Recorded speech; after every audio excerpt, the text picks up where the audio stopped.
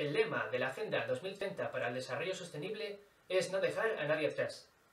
En lo que respecta a la eliminación de todas las formas de violencia contra las mujeres y las niñas, que es la meta 5.2 de la Agenda, para ser fiel al desafío de no dejar a nadie atrás, es necesario no olvidar a las víctimas de formas de violencia poco visibilizadas, pero no por ello poco frecuentes.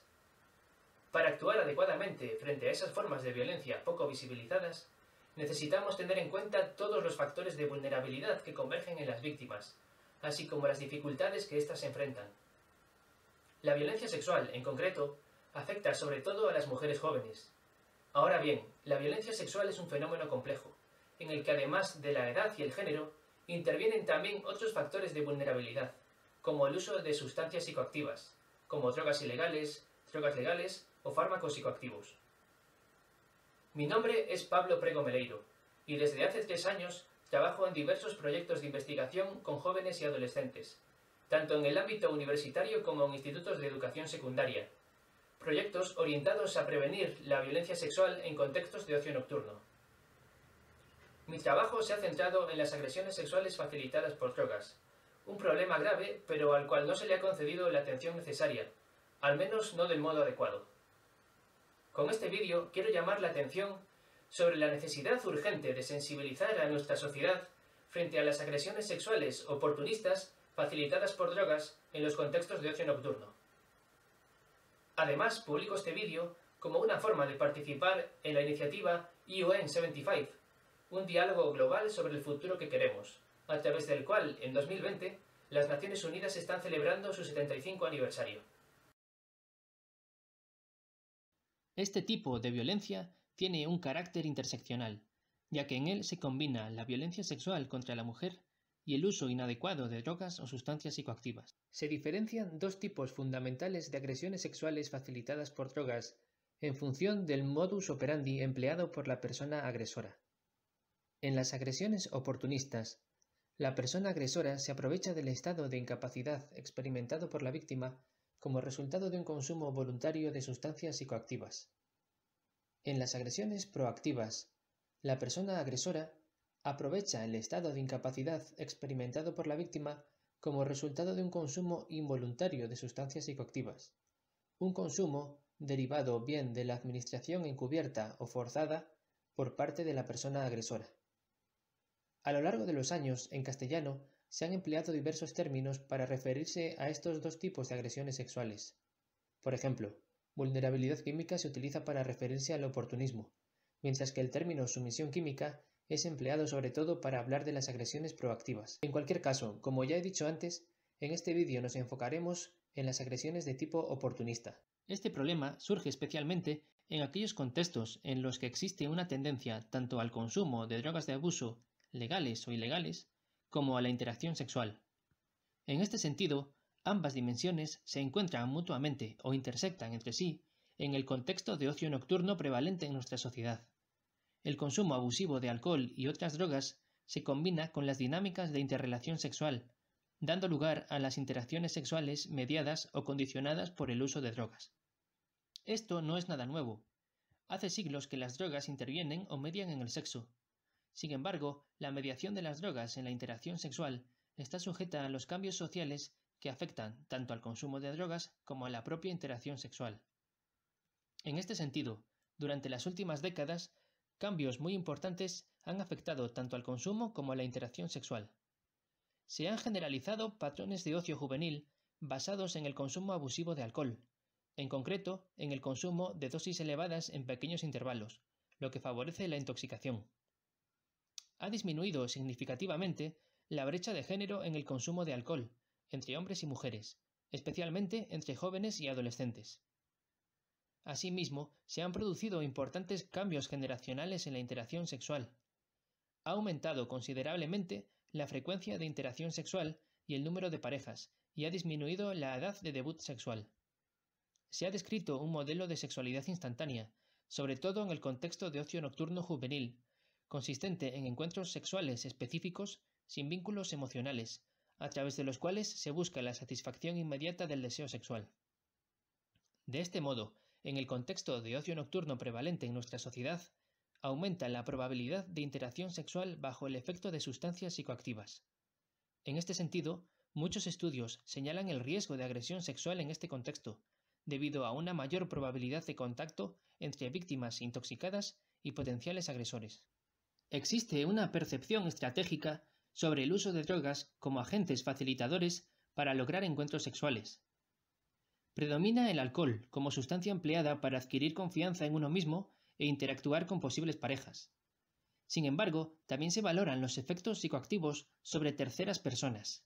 En este sentido, muchos hombres perciben el consumo femenino de alcohol como una señal de promiscuidad o predisposición a la interacción sexual.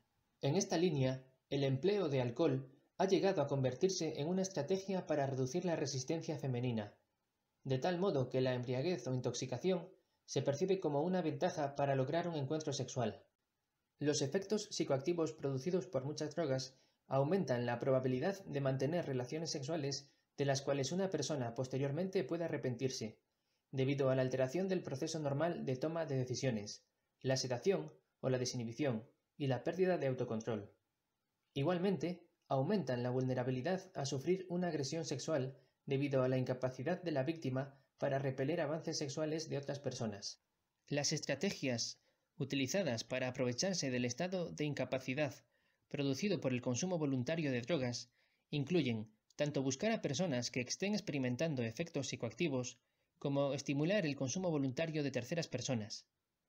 Estas estrategias basadas en estimular el consumo voluntario de terceras personas conllevan un esfuerzo implícito de debilitar la capacidad de la víctima para resistirse ante una eventual interacción sexual y favorecer así una relación sexual sin consentimiento. Estas estrategias se ajustan a los modelos que describen el comportamiento de los agresores sexuales, quienes seleccionan a sus víctimas en función de su nivel de vulnerabilidad o de su capacidad de resistir un ataque. Aprovechar la incapacidad de la víctima para resistirse es la estrategia coercitiva utilizada con mayor frecuencia por los agresores. En este sentido, diversos estudios con jóvenes y adolescentes han observado que muchos hombres reconocen el empleo, en contextos de ocio, de la estrategia basada en promover el consumo femenino de alcohol para lograr encuentros sexuales.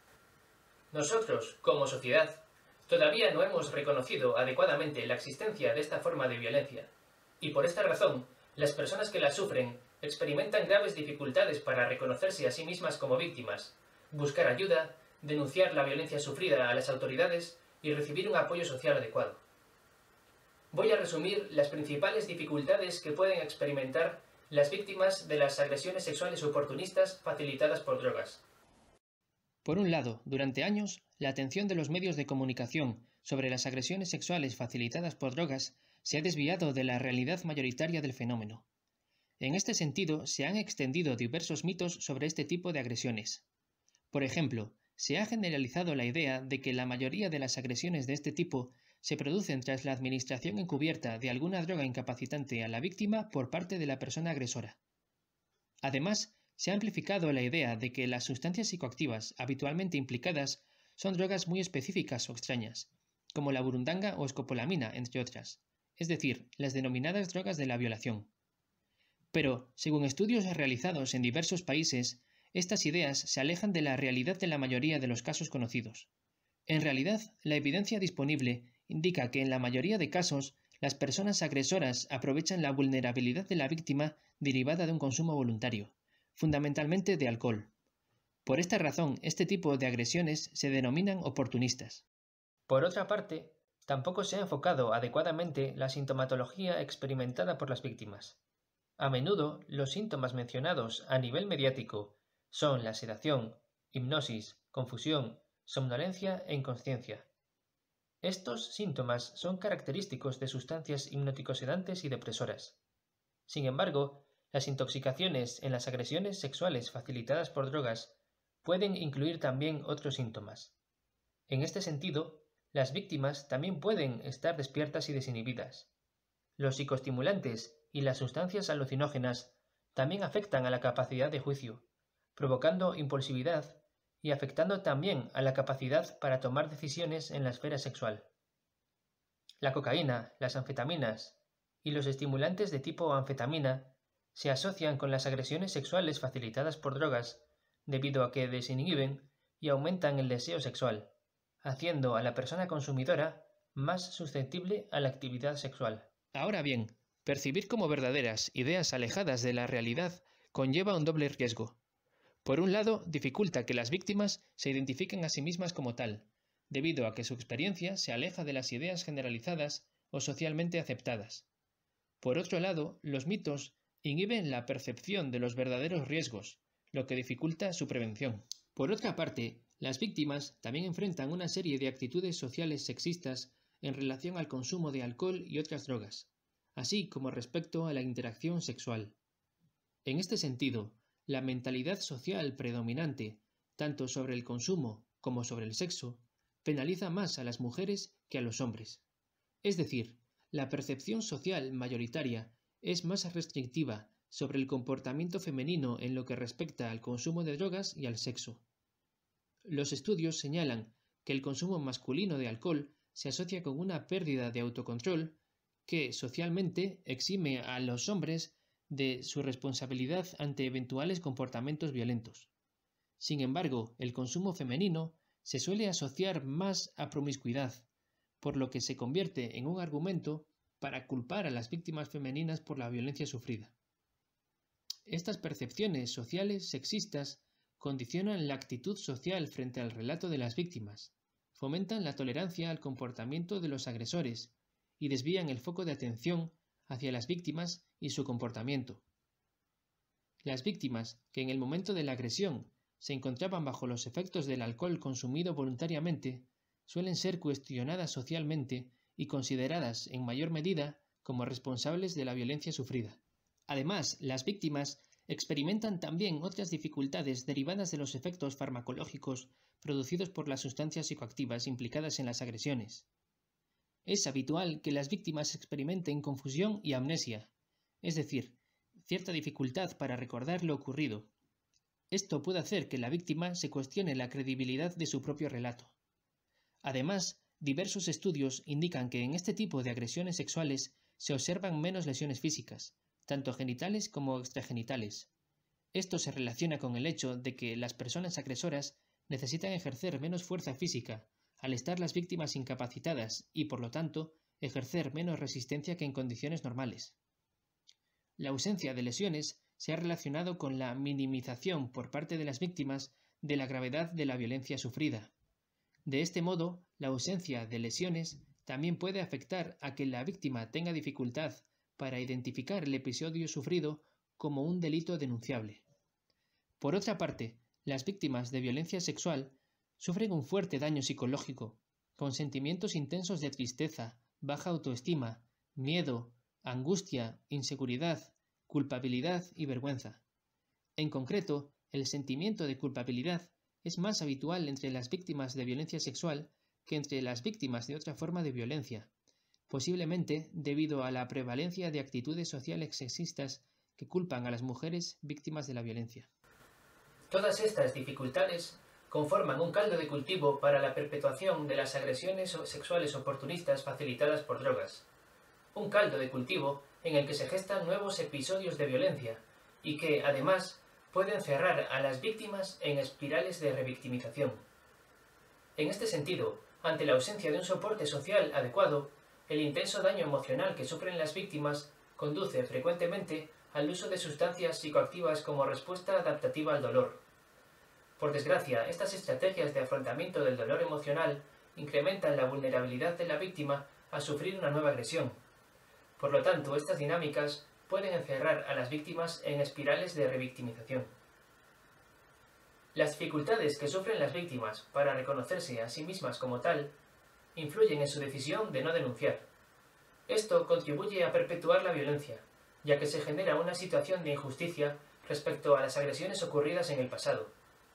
Pero además, la ausencia de denuncias contribuye también a desconocer tanto la verdadera dimensión del problema como su naturaleza, lo cual es necesario para tomar medidas preventivas bien dirigidas.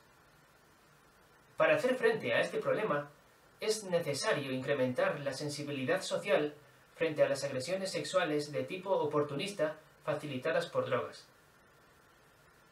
La sociedad, en su conjunto, debe reconocer la existencia de este problema dentro de sí misma, como un paso esencial para identificar a las víctimas y poder ayudarlas adecuadamente.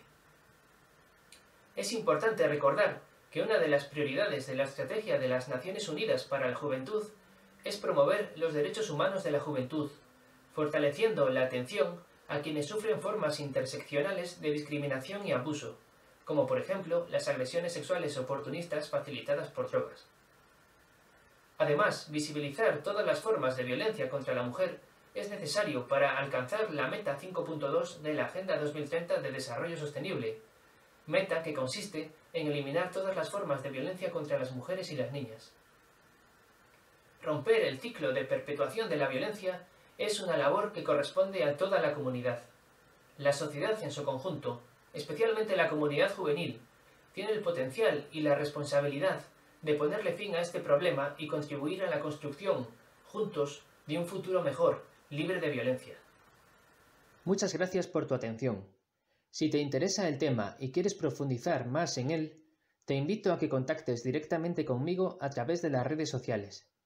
También te recomiendo que eches un vistazo a las publicaciones científicas sobre el tema, cuyo enlace de acceso encontrarás en la descripción de este vídeo. También te animo a participar en la iniciativa UN 75, así como en todos los esfuerzos y procesos globales de las Naciones Unidas orientados a la construcción de un futuro mejor y al logro de los Objetivos de Desarrollo Sostenible de la Agenda 2030.